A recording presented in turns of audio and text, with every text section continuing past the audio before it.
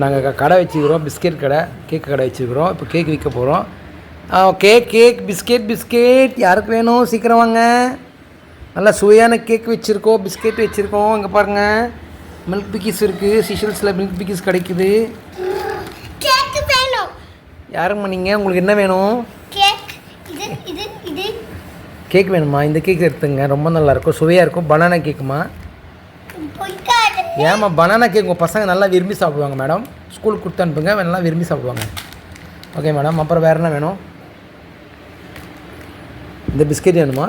இது glucose biscuit, கூட நல்லாயிருக்கும். குட்டி குட்டி பிஸ்கெட், குழந்தை நல்லா சாப்பிடுவாங்க. உங்களுக்கு வேணுமா?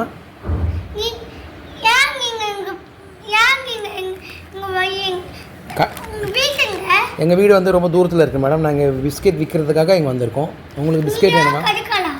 ஆமாம் மேடம், இது கொஞ்சம் தூரமாக இருக்கணும், நாங்கள் பஸ்ஸில் போகணும்.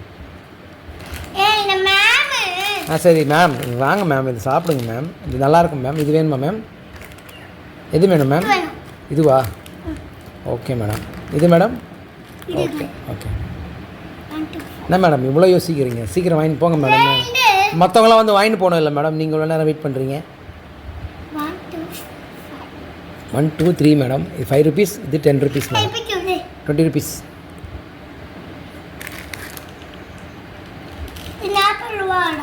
இது 40 ரூபா மேடம், 5 ரூபா தான்.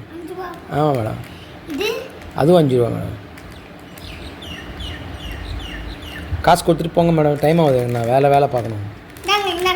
என்ன வேணாம், நாங்கண்ணா இது 2 கேக் அதுதானே மேடம்? காசு கொடுங்க மேடம், 20 ரூபா கொடுங்க. Okay okay.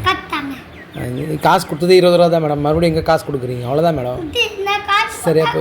சரியாக போச்சு. சில்லறை கொடுத்தா இருந்தால் தானே கொடுப்பேன் மேடம். நீங்கள் சில்லறை கரெக்டாக தானே கொடுத்துருக்கீங்க.